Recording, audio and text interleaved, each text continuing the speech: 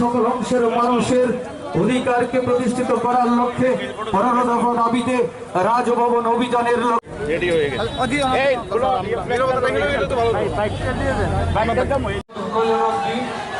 কারণ আপনারা জানেন বিজেপির হাতে আক্রান্ত অত্যাচারিত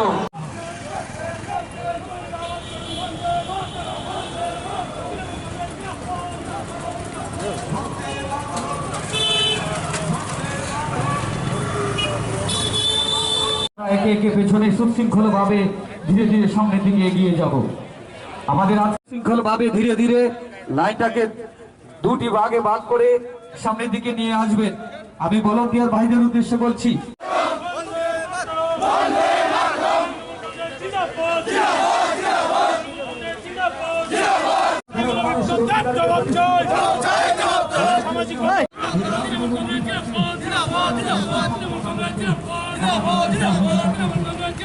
অত্যন্ত সুশৃঙ্খল ভাবে যে সমস্ত আমাদের ভলান্টিয়ার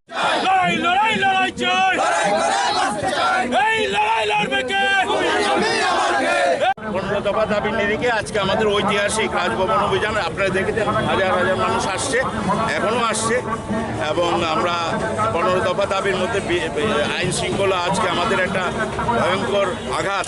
ত্রিপুরা রাজ্যের মানুষের একটা সজ্জন নেতৃত্ব ছাত্র জীবন থেকে এই রাজ্যের মানুষের জন্য লড়াই করে গেছে। ওর বাবাও প্রাক্তন মন্ত্রী ছিল, মুজিবুর ইসলাম মজুমদার। গত 28শে অগাস্ট সেখানে ওর বাড়িতে তৃণমূল ছাত্র পরিষদের একটা প্রোগ্রাম ছিল, সেখানে বিজেপির দুর্বৃত্তরা ভয়ঙ্কর আক্রমণ করে তার পরিবার সহ সবার উপর আক্রমণ করেছে। এই আক্রান্ত হওয়ার পর সে সহ শুভঙ্কর মজুমদার আরেকজন ছাত্র নেতা, দুজনকে আমরা সঙ্গে সঙ্গে SSKM হাসপাতালে পাঠালাম। অন্যরা এখানে আরও 5-6 জন ইনজুর্ড ছিল। সেখান থেকে 1 মাস পরে শুভঙ্কর মজুমদার সুস্থ হয়ে ফিরলেন।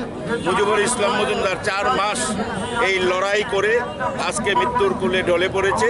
এবং এটা ত্রিপুরা রাজ্যের ক্ষতি। আমরা রক্তপাত চাই না, আমরা ত্রিপুরায় আমরা চাই শান্তি।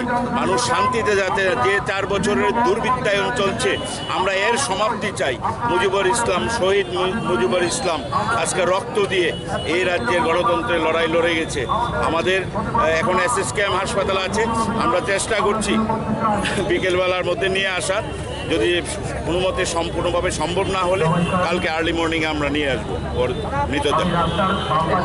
আমরা এত রক্ত ঝরেছে গত 4 বছর, আমরা এটা চাই না। আমরা আজকে 15 দফা দাবিতে গভর্নরের কাছে সময় চেয়েছিলাম। গভর্নরের কার্যালয় থেকে কালকে বিকালে জানিয়ে দেওয়া হয়েছে যে গভর্নর নাকি অসুস্থ। আমরা বললাম, অসুস্থ গভর্নর যদি কর্মসূচিতে হাঁটাচলা করতে পারে, আর উনি অসুস্থ গভর্নর, রাজ্যপাল ওনার বাড়িতে থেকে উনি আমাদের ডেপুটেশনটা রিসিভ করতে পারবেন না? এর আগেও আমরা দুবার অ্যাটেম্প নিয়েছি, গভর্নর কখনো আমাদের সঙ্গে দেখা করে না, বিরোধী দলের সঙ্গে দেখা করে না। এই পরিস্থিতি দাঁড়িয়ে আজকে আমাদের ভাবতে হচ্ছে যে এই লড়াই আমাদের লড়তে হবে। এই লড়াইয়ে আমরা আজকে 15 দফা দাবিতে রাজপথে আমরা জানেন। পূর্ব ঘোষিত অনুযায়ী গত 1 মাস আগেই আমরা ঘোষণা করেছিলাম রাজ্যের সামগ্রিক সমস্যা নিয়ে, বিশেষ করে রাজ্যে যে দুর্বৃত্তায়ন চলছে এবং যেটা ভারতবর্ষের আর কোথাও আমরা দেখতে পাইনি, যেখানে অগণতান্ত্রিকভাবে একের পর এক রাজ্যের বিরোধী দলের নেতৃত্ব, বিরোধী দলের কর্মী, এমনকি সাধারণ খেটে খাওয়া মানুষ থেকে বুদ্ধিজীবী কোনো অংশের মানুষ পার পায়নি। একের পর এক দুর্বৃত্তায়ন শাসক দল বিজেপির পক্ষ থেকে যেভাবে রাজ্যে চলছে একটা অরাজক অবস্থা, জঙ্গলের রাজত্ব কায়েম হয়েছে, বর্বরতার চরম শিখরে পৌঁছেছে। সেই আইন শৃঙ্খলার চরম অবনতি, রাজ্যের শিক্ষা ব্যবস্থা সম্পূর্ণ ভেঙে পড়েছে। রাজ্যের যাতে ভবিষ্যৎ প্রজন্মের ভবিষ্যৎ, ছাত্রছাত্রীদের আজকে কোনো ভবিষ্যৎ নেই। রাজ্যের এই অব্যবস্থা শিক্ষাক্ষেত্রে, স্বাস্থ্য পরিষেবার ক্ষেত্রে শূন্যের কোঠায়, যেখানে মানুষ স্বাস্থ্য পরিষেবা পাচ্ছে না। রাজ্যে এই ক্ষমতায় আসার আগে ভারতীয় জনতা পার্টি একের পর এক প্রতিশ্রুতি রেখেছিল, যে প্রতিশ্রুতিতে আমরা দেখেছি এই রাজ্যে বেকারদের জন্য প্রতিশ্রুতি রেখেও কোনো প্রতিশ্রুতি পালন করা হয়নি, শূন্যপদ পূরণ হয়নি, সব ধরনের নিয়োগ বন্ধ হয়ে আছে এবং নিয়োগ যেটাই বা সামান্য হয়েছে। আপনারা দেখেছেন যে টিএসআর এর নিয়োগ নিয়ে কী ধরনের ঘটনা সংঘটিত হয়েছে সারা রাজ্যে ভারতীয় জনতা পার্টির সমস্ত কার্যালয় পুড়িয়ে দিয়েছে ভারতীয় জনতা পার্টির কর্মী সমর্থকরা। এমনকি ভারতীয় জনতা পার্টির নেতৃত্বরাও তারা পালিয়ে বেড়াচ্ছে, এখনও তারা এলাকায় যেতে পারছে না।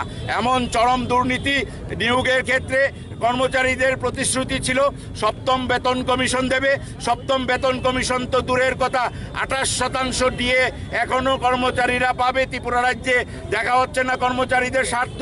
শ্রমিকদের রেগার মজুরি দ্বিগুণ করার প্রতিশ্রুতি ছিল, রেগার মজুরি 1 টাকাও বাড়েনি। আপনারা দেখেছেন সোশ্যাল পেনশন, গরিব মানুষের সেই সোশ্যাল পেনশনটা দ্বিগুণ করার কথা ছিল, সেটাও করা হয়নি। এবং রাজ্যে একটার পর একটা সমস্যার দাবানলের মতো ছড়িয়ে পড়েছে। আর এই সরকার ক্ষমতায় থাকার জন্য শেষ যে নির্বাচন হয়েছে, যে পৌর নির্বাচনে যেখানে মানুষের ভোটাধিকার প্রয়োগ করতে পারেনি, কোনো অংশের মানুষ ভোট দিতে পারেনি, যে ধরনের সন্ত্রাস সংগঠিত হয়েছে, আমাদের প্রার্থীদের মারধর করে, এবং সেই যেদিন থেকে তৃণমূল কংগ্রেস এই রাজ্যে কাজ শুরু করেছে, আমাদের প্রিয় নেতা অভিষেক বন্দ্যোপাধ্যায় 2রা অক্টোবর আসার পরে, 2রা আগস্ট প্রথম আসার পরে তৃণমূল কংগ্রেস যখন কাজ শুরু করেছে, তখন একের পর এক আক্রমণ সংগঠিত হয়েছে।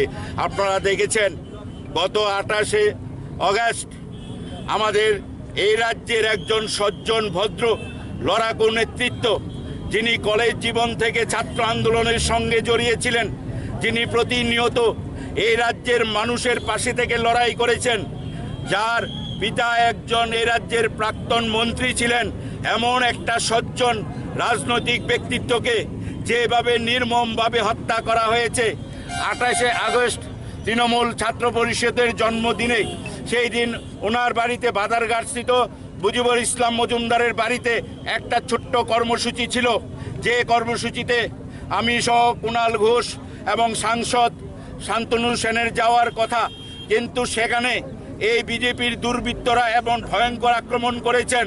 মুজিবুর ইসলাম মজুমদার, শুভঙ্কর মজুমদার ছাত্র নেতা সহ সেখানে মুজিবুর ইসলাম মজুমদারের পরিবারের সদস্যদেরও আহত করা হয়েছে। সেই দিন আমরা সঙ্গে সঙ্গে মুজিবুর ইসলাম মজুমদার এবং শুভঙ্কর মজুমদারকে আমরা এসএসকে কলকাতার উচ্চ চিকিৎসার জন্য এসএসকেএম হাসপাতালে পাঠানো হয়েছিল। 1 মাস পরে শুভঙ্কর মজুমদার সুস্থ হয়ে ফিরেছেন। মুজিবুর ইসলাম মজুমদার আজকে 4 মাস এই যে আক্রমণ, তার হাত গুড়িয়ে দেওয়া হয়েছে, পা গুড়িয়ে দেওয়া হয়েছে, মাথায় আক্রমণ হয়েছে, 4 মাস লড়াই করেও শেষ রক্ষা হয়নি। আজকে সকালে 6:30টায় আজকে এসএসকেএম হাসপাতালে উনি আজকে প্রয়াত হয়েছেন।